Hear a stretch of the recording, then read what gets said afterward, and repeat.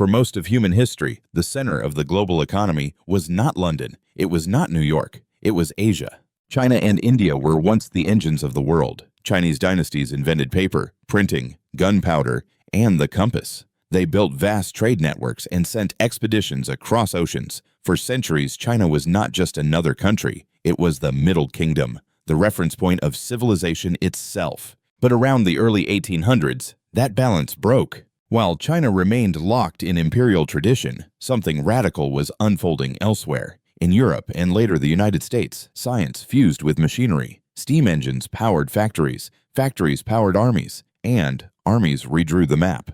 The Industrial Revolution didn't just create wealth, it created force. When Western powers arrived at China's gates with cannons and steel, China couldn't respond in kind. Treaties were signed at gunpoint. Territory was surrendered. Hong Kong was lost. By the mid-1800s, China was no longer the center of the world economy. It was falling, slowly at first, then all at once. And in the 20th century, the collapse accelerated. Japan invaded. Civil war erupted. By the time World War II ended, China was exhausted, impoverished, and fragmented. A new world order. After the war, the West built something new. A global economic system modeled on capitalism. Private enterprise, corporations, markets, and growth. It rebuilt Germany, it rebuilt Japan, it rebuilt Europe. In the United States, prosperity exploded. Factories roared, suburbs expanded, the middle class flourished. To many Western thinkers, this system seemed almost magical. One economist in particular became its most influential prophet, Milton Friedman. He argued that companies existed for one purpose alone: maximize profits for shareholders. If businesses focused relentlessly on profit, society would benefit automatically. Growth would lift all boats. And, for decades, it appeared to work. China chooses a different path. But while the West embraced shareholder capitalism, China rejected it. Instead, China turned inward. After winning the Civil War in 1949, Mao Zedong established a one-party communist state. Markets were crushed. Private enterprise vanished. The state controlled everything. And the results were catastrophic. Policy disasters led to famine. Political campaigns destroyed expertise. Tens of millions died. By the 1970s, China, once the richest civilization on Earth, had reached rock bottom. Then Mao died, and something unexpected happened. The man who changed everything. In the late 1970s, China's new leader, Deng Xiaoping, faced an uncomfortable truth. Communism as practiced under Mao had failed. Meanwhile, China's neighbors, Japan, South Korea, Singapore, had embraced markets and were thriving. Deng made a dangerous decision.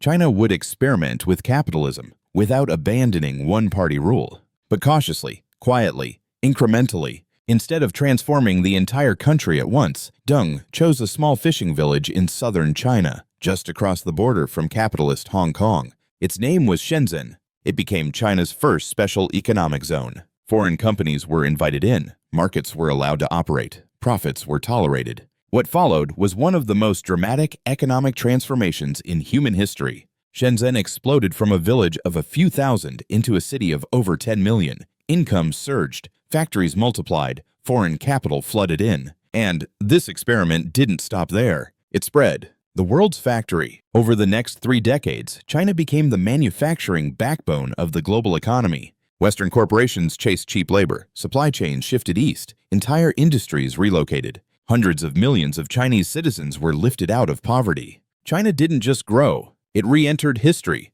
By the early 21st century, it had become the world's second-largest economy. Asia reclaimed more than, from the outside, it looked like a triumph of capitalism.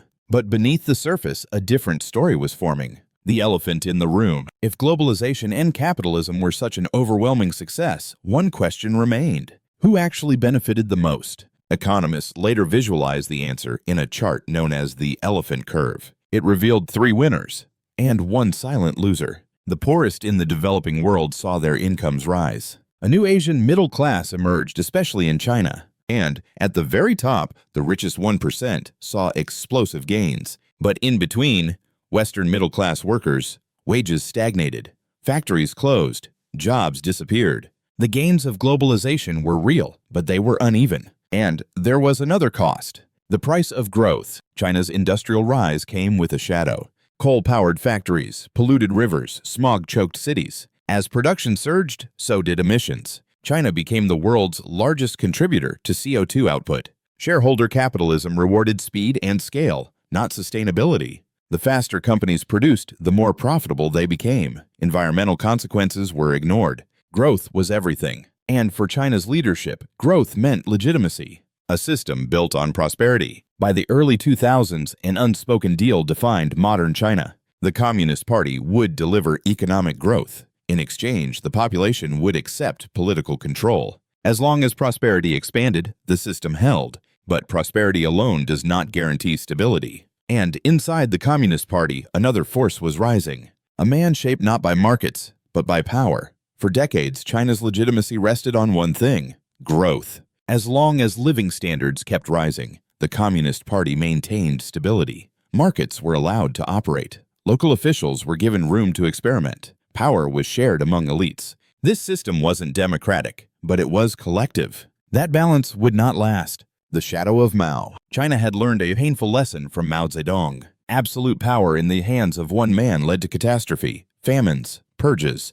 the Cultural Revolution. After Mao's death, Deng Xiaoping deliberately redesigned the system to prevent it from ever happening again. Leadership would be shared. Term limits were introduced. No individual would dominate the party, the state, and the military at the same time. For nearly 30 years, this arrangement held. Until Xi Jinping, a child of revolution and ruin. Xi Jinping's story does not begin in power. It begins in disgrace. Tsai was born into privilege. His father, Shi Zhongxun, was a revolutionary hero and senior communist official, a survivor of Mao's Long March. But during the Cultural Revolution, Mao turned on his own comrades. Xi's father was purged, publicly humiliated, imprisoned. At just 15 years old, Xi Jinping was expelled from his elite school in Beijing and sent to the countryside. He lived in a cave. He performed back-breaking labor. He often went hungry.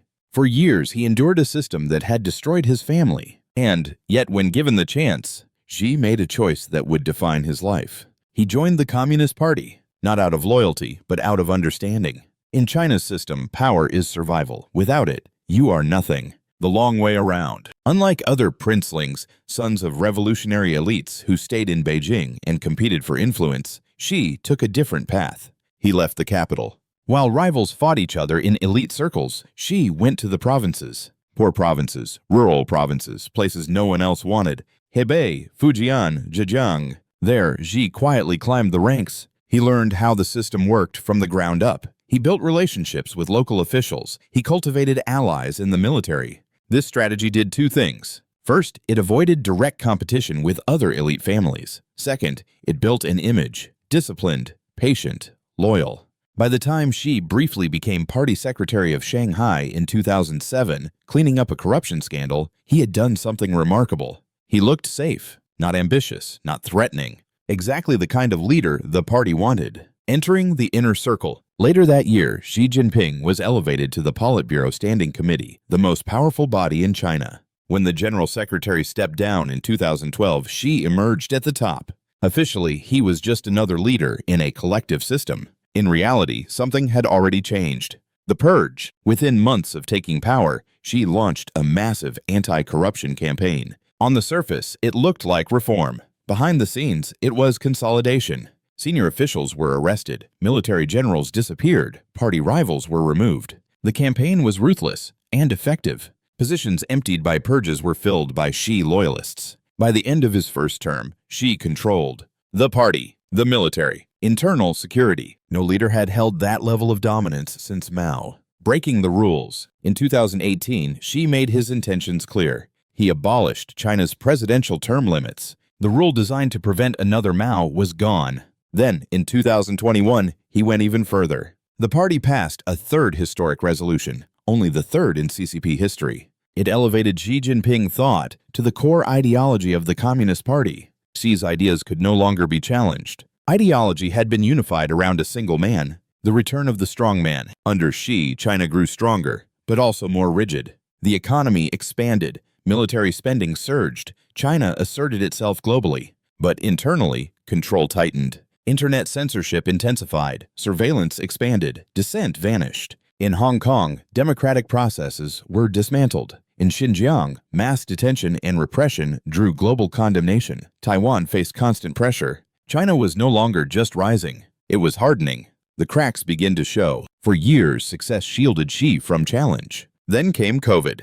China's zero-COVID policy locked down cities, crushed consumption, and triggered rare nationwide protests. For the first time, public anger pierced the surface. Xi reversed course. But the damage lingered. The economy slowed, youth unemployment surged, confidence wavered. Still, at the 20th Party Congress in 22, Xi walked out first. Again. A third term, a Politburo Standing Committee packed entirely with loyalists. No opposition remained. Power without exit. Today, Xi Jinping stands alone at the apex of the Chinese system. No term limits, no rivals, no institutional constraints. He has achieved what Deng Xiaoping tried to prevent. A system centered on one man. And history offers a warning. Absolute power delivers speed and control, but also fragility. Because when power replaces prosperity as the foundation of legitimacy, there is no margin for failure. China at the crossroads. Growth, control, and the limits of power. For most of the past 40 years, China's system rested on a simple trade-off.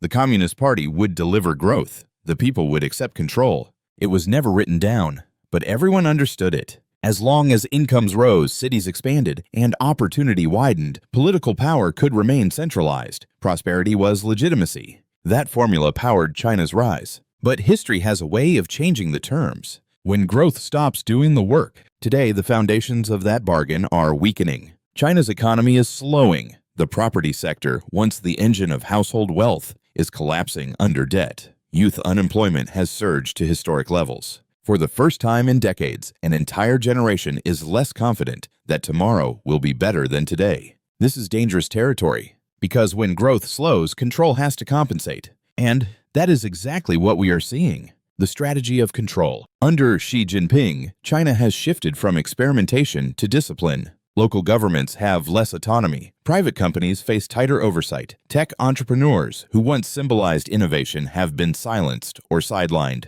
The message is clear. Economic success is tolerated. Political independence is not.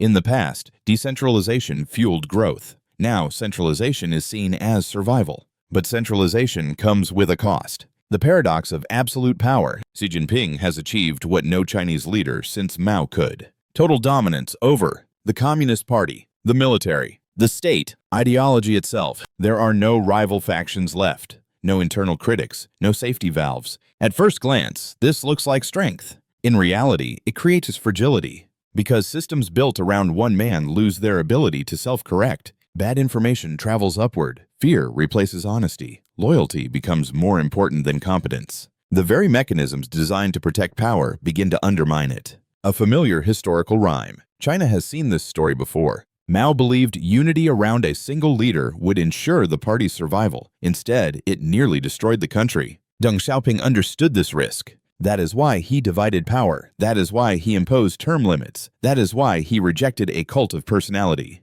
Xi Jinping has reversed that logic, not because he misunderstood history, but because he interpreted it differently. Where Deng saw chaos in concentration of power, Xi sees weakness in diffusion. To Xi, unity is not optional, it is existential. External pressure, internal stress. Externally, China faces a world far less welcoming than the one that enabled its rise. Supply chains are diversifying away from China. Technology restrictions are tightening. Geopolitical rivalry is intensifying. The era of effortless export-led growth is ending. Internally, the party must now deliver something harder than prosperity. It must deliver confidence. Confidence that control can replace opportunity. Confidence that nationalism can replace income growth. Confidence that strength abroad can compensate for pressure at home. This is a risky bet. The future is not decided. China is not collapsing, nor is it unstoppable. It is entering a new phase. One where power, not markets, defines outcomes. One where control substitutes for growth. One where mistakes are harder to correct.